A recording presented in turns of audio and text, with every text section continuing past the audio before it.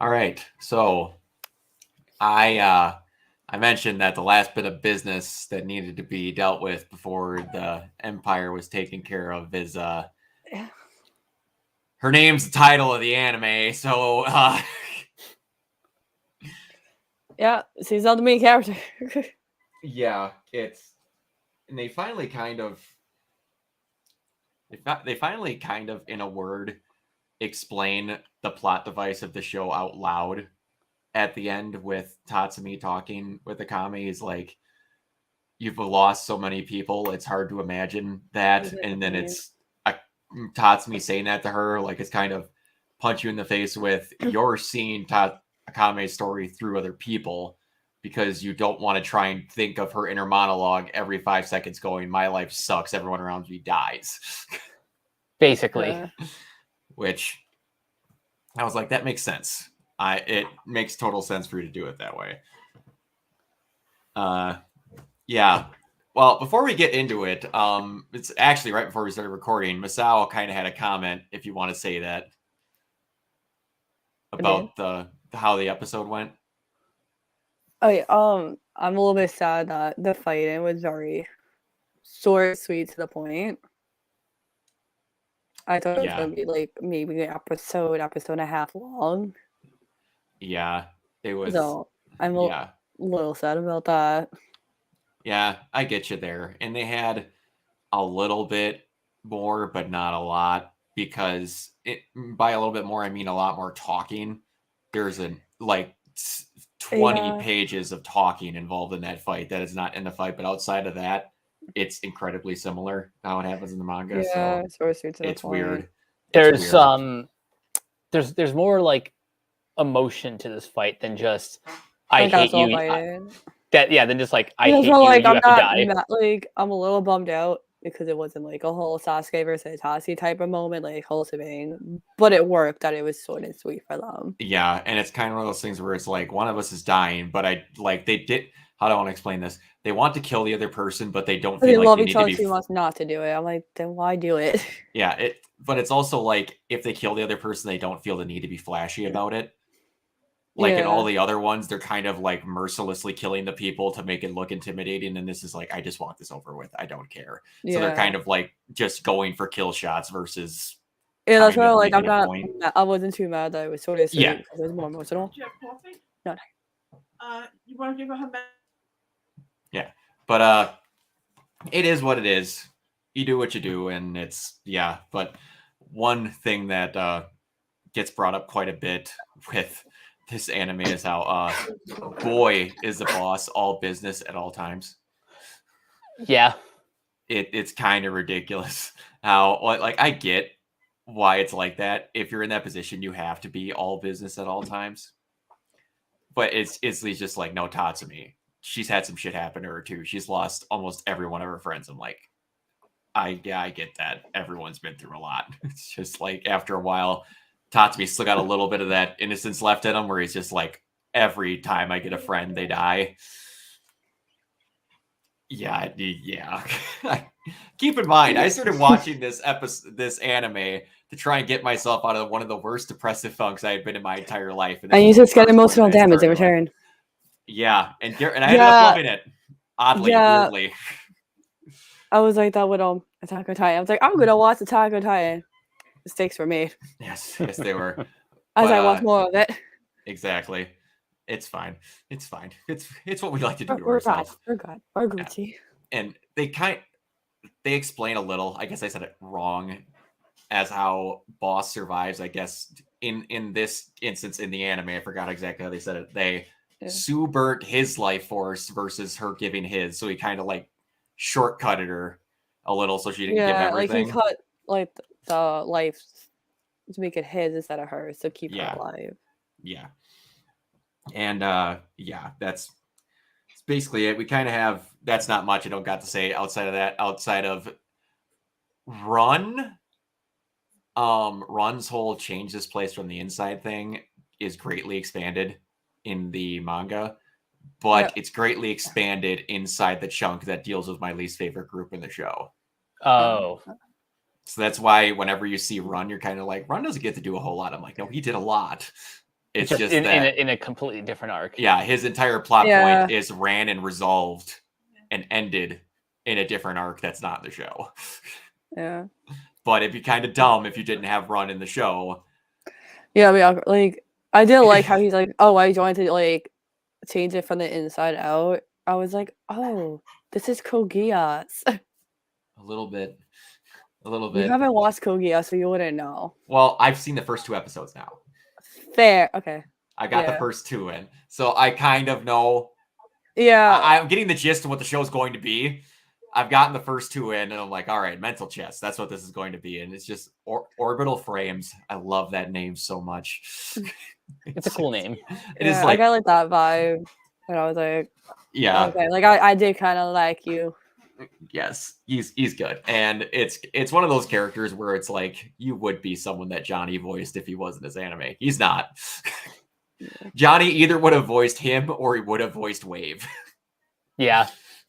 And he could have pulled off both. It would have been a very much dorky version of Nero, pretty much, if he would have voiced Wave. But yeah. Speaking of Wave, it's pretty clear in this episode that he and Tatsumi are like, they're pretty much like yin and yang.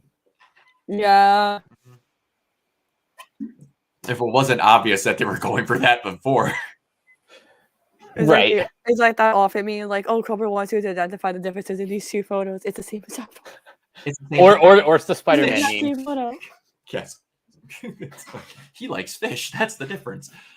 Yeah, it's one of those things where it's like after a while, when I'm like talking about how I mentioned it, I can't remember what episode, where it's like eventually even people in the Capitol have to go, this is stupid. Like, why are we doing this? And now it's starting to become the citizens. Yeah, like I and do Wave. kind of like that, like awakening that Wave is having. Like, am I doing the right thing? Like, what's the whole point of this? Exactly. And how somehow Wave, which Wave is made to be a little bit more of a badass in the anime. In the manga. He, like, when he gets blasted halfway across the continent by Sue, like, stuff like that still happens. He very much is still the butt of a lot of jokes. So don't be like he turned him into a pansy or nothing like that. That didn't happen. It's just that a lot of the moments where he shines again is in the arc that I don't like. But yeah. So it's kind of like he was the perfect person to do it, because like out of all of them, he's the one that's surviving this long. So he's seen all the stupid shit. And he's the only person on Night Raid that's living through all this and going, maybe they're doing this for a different reason. Yeah.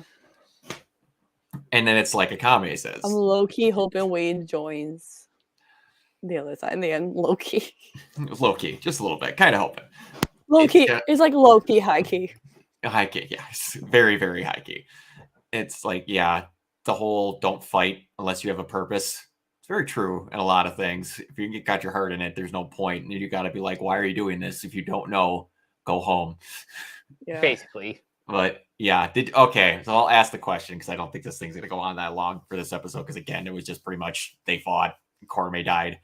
Did any of you even have the slightest inkling that there might be a chance that Akame died? Nope. No. Yeah. I knew it was No. gonna be her. Like, That's one of the only problems with it. not even a little bit. That's one of the only problems with the whole fight, where it's you knew the outcome of it. Exactly. You just didn't know how you were going to get there. So that's Yeah, where it's like kind of that's why I was short. kind of sad, because like the best example I'm using is Sasuke and Itachi. Like Itachi, pretty much same thing as Korome, like at a disadvantage, like slowly like dying. But he hit it so well and made it look like Sasuke won. Yeah. It is one of the things I wished that if they were going to make a big difference, that I wish they would have dragged that out a little. Yeah, that's why I'm like, I'm If so sad.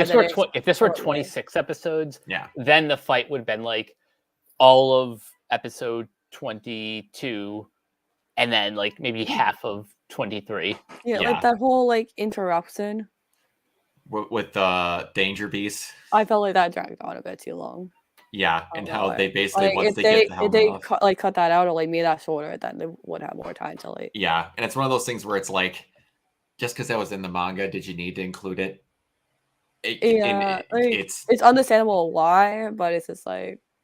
Yeah, and I get it. And it's one of those things where you're not going to divulge again. A lot of it is in that little thing. It's not a lot, but it's just a lot more things are said for why she fights for the Capitol, and it's a lot more of just like all my friends are dead. I'm going to keep doing this. And like she talks a bit more about why she does some things, but again, you're not missing those details if you don't read it. Yeah. Here's one detail that we would go through, but again, that's going to be in the what changed from the crossover.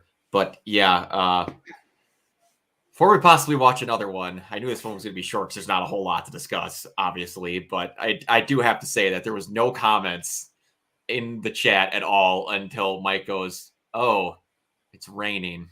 This is to the FMA again. Like, oh, Yes. bad time for I was rain, like, guys. yeah, this time we got the rain beforehand. But yeah. Any questions before we essentially are in the split half final episode pretty much? No. Honestly, I am ready for the final fight. Yeah. Like I also realized when Akame kills her sister. Oh god. In the beginning, in like the early episodes when she was in that like dream thing or trance, like she pretty much killed her the same way. So it was like foreshadowing. Yep. You'd be exactly correct. And like one thing that they didn't bring up that I don't think that it's a big deal, that was, I guess, not a part of this fight in the manga. And oh man, now the phrase is escaping me. They have them have phrases like "now you die" is what she kind of says here, but there was something like I can't remember exactly what she says, but it's basically her, "I'm in my highest fighting form." They were kind of trained as assassins, so when they say a code word, they're going to try at all ends to kill people. It's like one of the only other things you learn from their assassin's training is that she had a kill phrase pretty much that she says herself to show that she's going at her all. To me, it's kind of weird if a person's saying it.